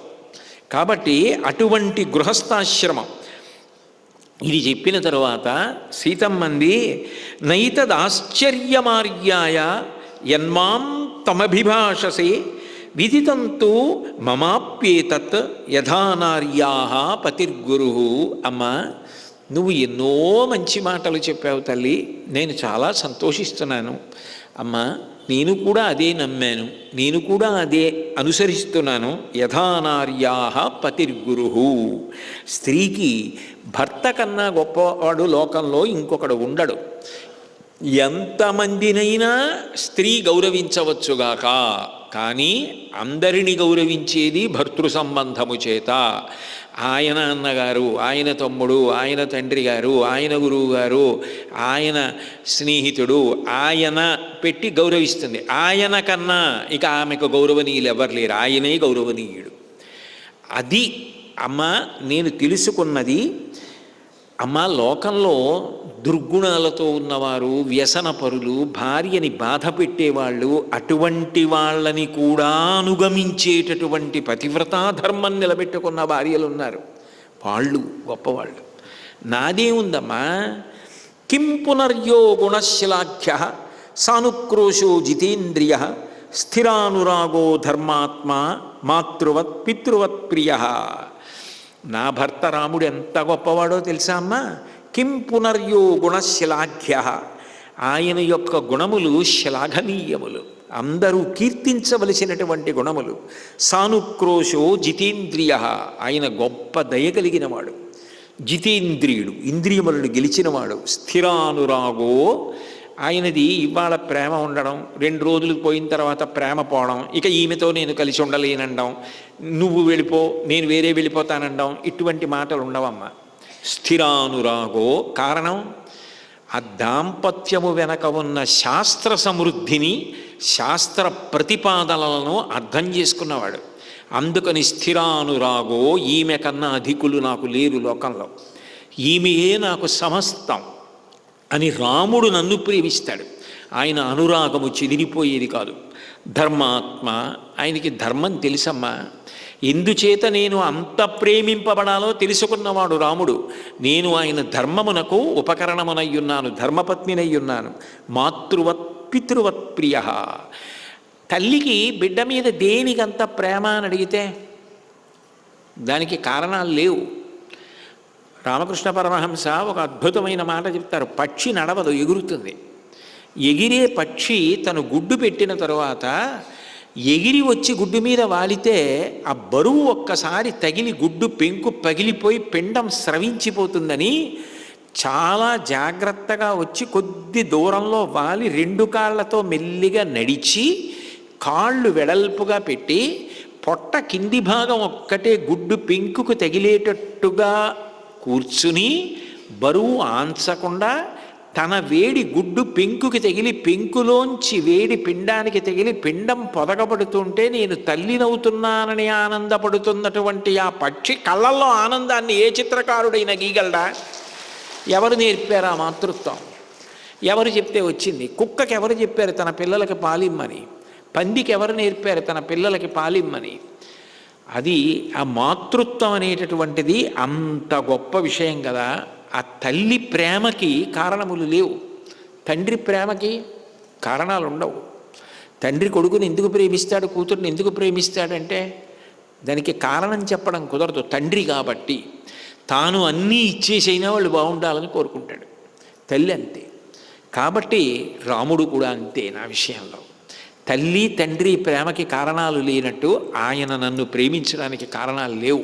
అంత ప్రేమైకమూర్తి ఆయన, ఉండలేడు నన్ను వదిలి, అంత ప్రీతి. యా వృత్తిం వర్తతే రామ కౌసల్యాయాం మహాబల తామీవ నృపనారీణాం అన్యాసామపి వర్తతే. అమ్మ, ఇతర రాజుల యొక్క భార్యల వంక చూసినప్పుడు కౌసల్యాదేవిని ఎట్లా చూస్తాడో రాముడు అట్లా చూస్తాడమ్మా. అంతేకాదు, ఆగచ్చత్యాంశ్చ విజనం వనమేవం భయావహం సమాహితం మే శ్వశ్రాచ హృదయే తద్భృతం మహత్. నేను అరణ్యవాసానికి బయలుదేరి వస్తున్నప్పుడు మా అత్తగారు నాకు ప్రత్యేకంగా ఈ పతివ్రతా ధర్మాన్ని చెప్పి పంపించారమ్మా. అందుకని నాకు దీని విలువ బాగా తెలుసు. నేను భర్తని అవమానించే దానిని కాను. పాణిప్రదాన కాలేచ యత్పురాత్ అగ్నిసన్నిధౌ అనుశిష్టా జనన్యాస్మి వాక్యం తదపి మే ధృతం. కన్యాదానం చేయడానికి ముందు కూడా, ఆ వివాహ ఘట్టం జరుగుతున్నప్పుడు కూడా మా అమ్మ నేను అత్తవారింట్లో ఎలా ఉండాలి, భర్తని ఎలా అనుగమించాలి నాకు చెప్తూనే ఉందమ్మా. మా అమ్మ నాకు అన్ని నీతులు నేర్పింది. నీలాగే ఇవాళ మా అమ్మ చెప్పినట్టు, అత్త చెప్పినట్టు మళ్ళీ నువ్వు చెప్పావే తల్లి, ఇవి నాకు మా అమ్మగారు కూడా నేర్పారమ్మా. కాబట్టి నేను అట్లాగే ప్రవర్తిస్తాను. ఇట్లా ప్రవర్తించి కదూ రోహిణి చంద్రుణ్ణి విడవకుండా ఆకాశంలో అలా నిలబడింది. సావిత్రి అంత కీర్తిని వహించింది అంటే ఆ అనసూయమ్మ ఆనందపడిపోయి సీత నీకే వరం కావాలి కోరుకో, నీకు ఆ వరం ఇచ్చేస్తానంది. అంటే సీతమ్మంది తస్యాస్తద్వచనం శ్రుత్వా విస్మిత మందవిస్మయ కృతమిత్యబ్రవీత్ సీత తపోబల సమన్విత కృత్వేవ ముక్తా ధర్మజ్ఞ తయా ప్రియతరాభవత్ సఫలంచ ప్రహర్షంతే హంత సీతే కరోమ్యహం. నీకు ఏది కావాలో అది నేను ఇచ్చేస్తాను, తీసుకో అంటే సీతమ్మ ఒక చిన్న నవ్వు నవ్వింది. నవ్వి అనసూయమ్మ వంక చూసి, అమ్మ నువ్వు నన్ను ఇంత ఆదరించావే, నన్ను లోపలికి పిలిచావే, నీ దగ్గర కూర్చోపెట్టుకున్నావే, నాతో ఇంతసేపు మాట్లాడావే, అది చాలమ్మా అంది. ఎవరితో మాట్లాడాలి? కొన్ని విషయాలు మాట్లాడాలి, కొన్ని విషయాలు చెప్పాలి అంటే ఎవరికి చెప్తారు? ఆ ఆర్తి ఉండాలి, ఆ యోగ్యత ఉండాలి, అది తెలుసుకోవాలని జిజ్ఞాస ఉండాలి. ఆ జిజ్ఞాస ఉన్నవాడు దొరికితే గురువుకి అంత సంతోషం, చెప్పేవాళ్ళకి అంత సంతోషం. ఎప్పుడూ అసలు తెలుసుకోవాలని ఉత్సాహం లేకుండా, ఏది వినాలన్న ఉత్సాహం లేని వాళ్ళు ఎంతమంది వస్తే ఏం కావాలి, ఎంతమంది వెళ్ళిపోతే ఏం కావాలి? తెలుసుకోవాలన్న ఉత్సాహం ఉన్న వ్యక్తి ఒక్కడు వచ్చినప్పుడు ఎంత సంతోషపడిపోతుందో, ఆ చెప్పగలిగినటువంటి దక్షత ఉన్న హృదయం. ఇవాళ అనసూయమ్మ అంత సంతోషపడిపోయింది. నేను పట్టిన పాతివ్రత్యాన్ని పట్టిన పిల్ల. నా వలన లోకోపకారం ఎలా జరిగిందో అలా రావణ సంహారానికి ఈమె పాతివ్రత్యము కారణమవుతుంది. కాబట్టి ఈవిడ దగ్గర చెప్పాలి నేనని నువ్వు చెప్పి ఉంటావమ్మా. నువ్వు నాకు ఇంతసేపు మాట్లాడి చెప్పావంటే, నీ శ్వాసని మాటగా మార్చి పణంగా పెట్టి నాకు ఉపదేశం చేశావంటే నేను ఆ అర్హత పొందాను. నీ దగ్గర అవి చెప్పించుకోవడానికి నాకు చాలు. ఇంకింతకన్నా ఏం కావాలమ్మా, నాకేం అక్కర్లేదండి. అనసూయమ్మ ఆనందపడిపోయి, ఇదం దివ్యం వరం మాల్యం వస్త్రమాభరణాని చ అంగరాగంచ వైదేహి మహార్హం చ అనులేపనం మయా దత్తమిదం సీతే తవ గాత్రాణి శోభయేత్ అనురూపమసంక్లిష్టం నిత్యమేవ భవిష్యతి. సీతమ్మ, నీకు వస్త్రాలు ఇస్తున్నాను, నీకు పూలదండ ఇస్తున్నాను, నీకు మైపూతలు ఇస్తున్నాను. అంటే అంగరాగములు అంటే ఇప్పుడు పౌడర్ అంటాం కదా, అట్లాంటివి ఇస్తున్నాను. ఆ మైపూతలు ఇస్తున్నాను. అట్లాగే వస్త్రం ఆభరణానిచ, నీకు ఆభరణములు కూడా ఇస్తున్నాను. ఇవి ఎప్పటికీ నలిగిపోవు, ఎప్పటికీ వాడిపోవు. అటువంటివి నీకు అనుగ్రహిస్తున్నాను నా పాతివ్రత్య శక్తి చేత. ఇవి కట్టుకో. మహాలక్ష్మి విష్ణువును చేరినట్టు రాముడి దగ్గరికి వెళ్ళి సంతోషపెట్టు అంతే. అంటే అన్ని తను కట్టుకుని అటువంటి అలంకారం పొందితే సంతోషించవలసిన వాడెవరు? భర్త. ఎంతటి మహాపతివ్రత అనసూయమ్మ. ఆ అనసూయమ్మ సంతోషించి అటువంటి కానుకలు సీతమ్మకిచ్చి, సీతమ్మ ఇవి కట్టుకుని మీ ఆయనకి కనపడవు, మీ ఆయన సంతోషించాలి అంటే వెంటనే కట్టుకుని భర్త దగ్గరికి వెళ్ళి నిలబడి భర్త సంతోషించడానికి కారణమై. అంటే అంత గొప్ప తల్లి చేత పురస్కారం అందుకోవడానికి నా భార్య యోగ్యురాలైంది. ఆమె నా భార్య. అంతకన్నా రాముడికి ఏం కావాలి? ఇప్పుడు తన అవతార ప్రయోజనం నెరవేరుతుంది, రాముడికి భరోసా వచ్చింది. అంటే అసలు రామాయణంలో ఏది నిశ్శబ్దంగా ప్రబోధమైపోవాలో దాన్ని నడిపేసింది అనసూయమ్మ రామాయణంలో. ఇది ఇచ్చేసి ఒక మాట అంది, సీత నీ వివాహం గురించి నేను కథలుగా విన్నాను, ఏది అసలు నీ కళ్యాణ ఘట్టం ఒక్కసారి చెప్పు, ఎలా జరిగింది నీకు రాముడికి వివాహం అని అడిగింది. అడిగితే మళ్ళీ ఆ సీతారాముల యొక్క కళ్యాణం గురించి చెప్తోంది ఆ సీతమ్మ. ఎవరు? తన పెళ్ళి తానే ఇంకొకళ్ళకి చెప్పిన ఘట్టం రామాయణం మొత్తం మీద, రామాయణంలో ఇదొక్కటే. అయితే మిగిలిన వాళ్ళకి చెప్తే సీతమ్మ ఎలా చెప్పేదో తన పెళ్లి గురించి, అనసూయమ్మతో చెప్పేటప్పుడు మాత్రం అసలు బాలకాండలో సీతారామ కళ్యాణ ఘట్టంలో చెప్పని రహస్యాలు కూడా చెప్పింది. ఎందుకు అడుగుతోంది అనసూయమ్మ అంటే, నువ్వు కూతురివి కావాలనే వచ్చావా జనక మహారాజు గారికి? అయోనిజవి కదా. అధమే కృషత క్షేత్రం లాంగలాదుద్ధితామయ క్షేత్రం శోదయతాలబ్ధ నామ్నా సీతేతి విశ్రుత అని కదా చెప్పాడు బాలకాండలో. నేను భూమిని దున్నుతున్నప్పుడు పైకి లేచింది అని కదా చెప్పాడు. నువ్వు కూతురు అని ఎలా నమ్మకాన్ని పొందాడు? ఇది ఆవిడ ప్రశ్న. అప్పుడు సీతమ్మ దాన్ని దృష్టిలో పెట్టుకుని అక్కడ చెప్పని రహస్యాలు ఇక్కడ చెప్తోంది. ఎందుకని యోగ్యురాలైన స్త్రీ దగ్గర చెప్పాలి తప్ప ఇవన్నీ ఇతరులకి చెప్తే మాత్రం ఏమర్థం అవుతాయి వాళ్ళకి? ఎవరి దగ్గర ఏది మాట్లాడాలో అది మాట్లాడితేనే వాళ్ళు దాన్ని అందుకుని ఆనందిస్తారు. అందుకోగలిగిన ఆ సంస్కారం ఉన్న వాళ్ళ దగ్గర ఆ సంస్కారవంతమైన మాట మాట్లాడాలి. కాబట్టి ఆవిడంది, అమ్మా నిజమే, మా నాన్నగారు ఒకప్పుడు ఈ భూమిని దున్నినప్పుడు నేను పైకి లేచానట, ఒళ్ళంతా పరాగంతో, ఏం తెలియని దానిలా, ఏదో అప్పుడు చిన్నప్పుడమ్మా అన్నట్టుగా చెప్పింది. భూమిలోంచి ఉద్ధిత, పైకి లేచాను. వెంటనే మా నాన్నగారు నన్ను ఒళ్ళో కూర్చోపెట్టుకుని ఈమె నాకు పుత్రి అని భావన చేస్తున్నాను అన్నాడు. భావన చేస్తున్నాను అంటే ఇప్పుడు ఎవరో ఒకళ్ళు నిర్ధారించాలి. ఎందుకని ధర్మం అంతా అనుబంధం మీద ఆధారపడింది. ఆమె కూతురైతే ఒక ధర్మం, ఆమె అట్లా కాదు. ఆయన చేత పూజలు అందుకోవడానికి వచ్చిన బాలాత్రిపుర సుందరిగా కాసేపు కనపడడానికి వస్తే ఆమెను పూజ చేసి వదిలేయాలి. ఇప్పుడు ధర్మం ఏమిటి? అసలు ఈమెకి ఆయనకి ఏమిటి అనుబంధం? దాన్ని బట్టి జనకుడు ఏం చేయాలో తెలుస్తుంది. కాబట్టి ఇప్పుడు అంతరిక్షేచ ఆ సమయంలో నేను ఏం చెయ్యాలి అని చెప్పి మా నాన్నగారు ఆలోచన చేస్తుంటే, అంతరిక్షేచవాగుప్తా ప్రతిమ అమానుషీకిల ఏవమే తన్నరపతే ధర్మేణ తనయాతవ. అంతరిక్షంలోంచి వాణి వినపడింది. అశరీరవాణి అంటే ఈశ్వరవాణి. ఈశ్వరుడు శరీరాన్ని పొంది ఉండక్కర్లేదు, అంతటా వ్యాపించి ఉంటాడు. ఆకాశ్ అంటే అంతటా వ్యాపించినది పరబ్రహ్మవాక్కు వినపడింది. ఏమని అంటే అంతరిక్షైచమా గుప్త, అంతరిక్షంలోంచి మాట వినపడింది. అప్రతిమ అమానుషీకిల, ఈమె సాటి లేనటువంటి తేజస్సు కలిగినది, ఈమెతో సాటి అయిన వారు లోకంలో ఉండరు. ఎందుకని అంటే దేవకాంత మనుష్యకాంతగా ప్రవర్తిస్తుంది. ఇప్పుడు పతివ్రత ధర్మాన్ని అనుష్ఠిస్తుంది. అమానుషీకిల, కానీ మనుష్యకాంత మాత్రం కాదు, దేవకాంత. ఎందుకంటే అయోనిజ. ఏవమే తన్నరపతే ధర్మేణ తనయాతవ, ధర్మము చేత ఈమె నీకు కుమార్తె అవుతోంది అని చెప్పింది అశరీరవాణి. అంటే ఇప్పుడు తనెవరు? తండ్రి. తండ్రి కాబట్టి ఏం చేయాలి? ఆ పిల్లకి పెళ్లి చేయాలి. పిల్లకి పెళ్లి చేయాలంటే ఆమె అయోనిజ. ఎవరికిచ్చి పెళ్లి చేయాలి? దేవుడికిచ్చి చేయాలి, పరబ్రహ్మానికి. ఆయన ఎక్కడున్నాడు ఎలా తెలుస్తుంది?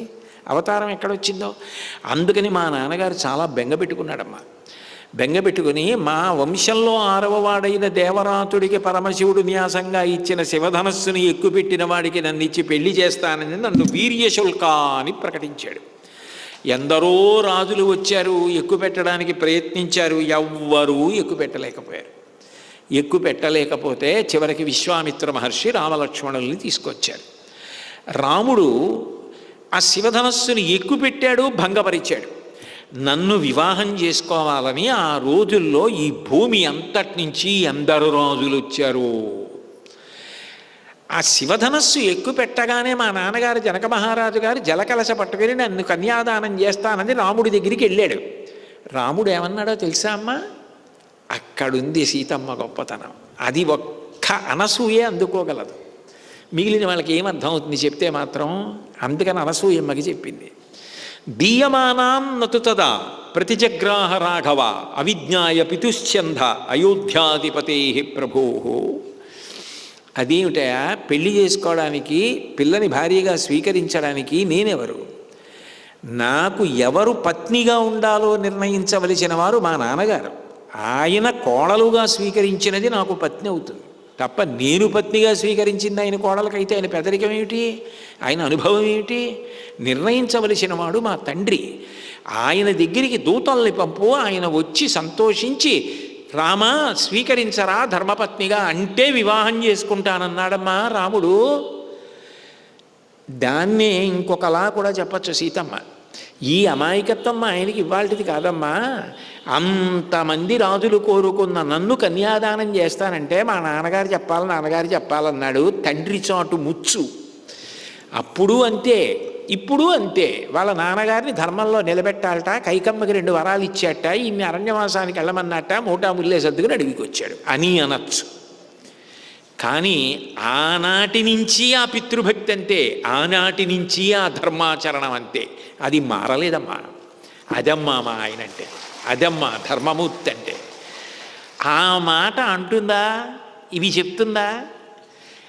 దానికోసం అడిగింది అనసూయమ్మ. ఈ సారం పిండుకుంది, పరమానందపడిపోయింది. ఆ మిగిలిన సీతారామ కళ్యాణం మీరు చెప్పేస్తారు, పెద్ద నేను చెప్పేది ఏమిటి, సీతమ్మ చెప్పేది ఏమిటి అనసూయమ్మకి. అప్పుడు జరిగిన వివాహం గురించి చెప్పి ఆనందపడిపోయింది. అనసూయమ్మ ఆనందానికి అవధులు లేవు.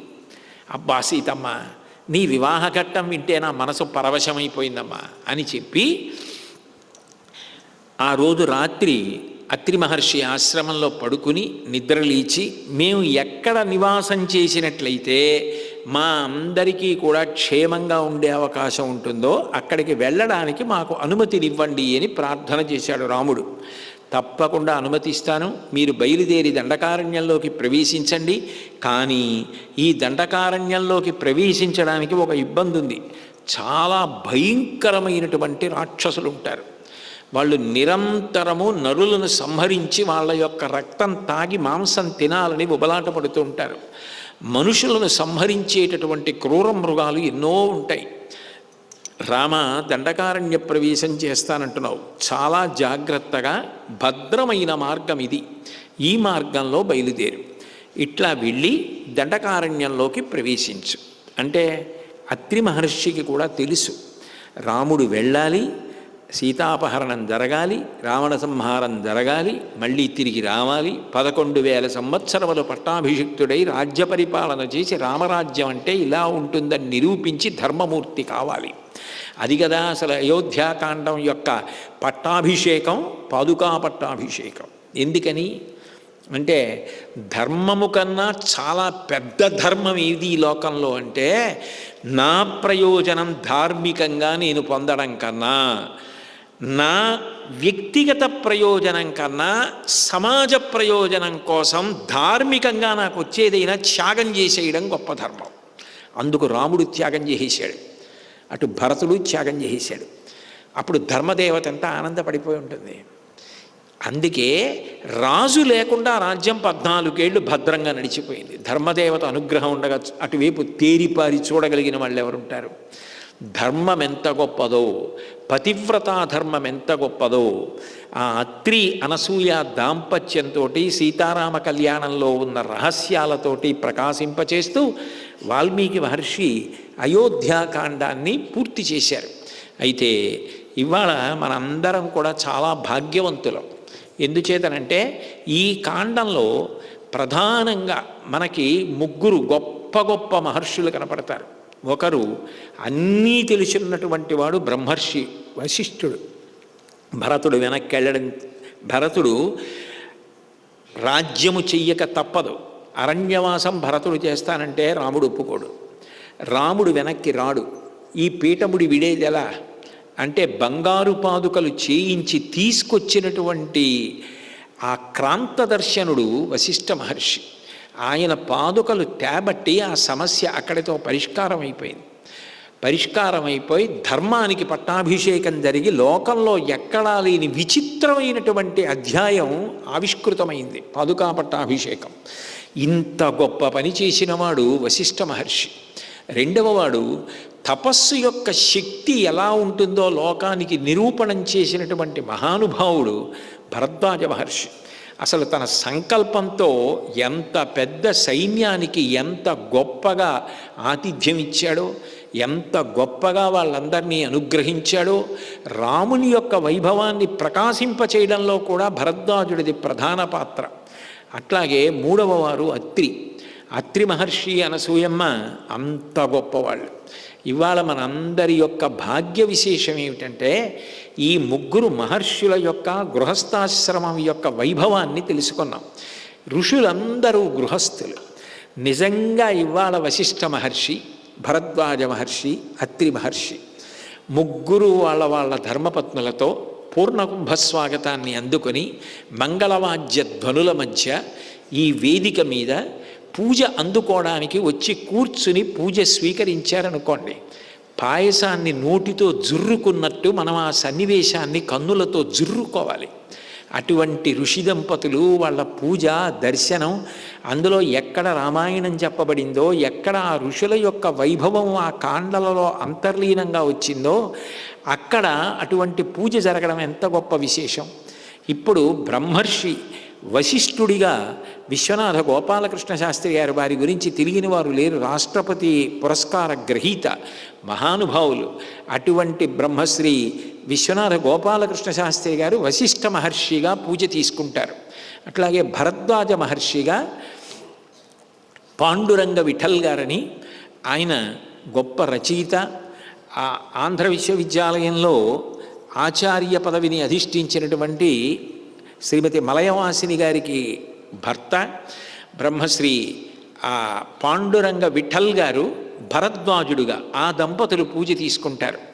అత్రి మహర్షిగా అనసూయగా ఆత్రేయ సగోత్రంలోనే జన్మించినటువంటి చాగంటి రాజాబాల సుబ్రహ్మణ్యం మరియు ఆయన ధర్మపత్ని కలిసి వారిద్దరూ ఇప్పుడు అత్రి అనసూయగా పూజ స్వీకరిస్తారు.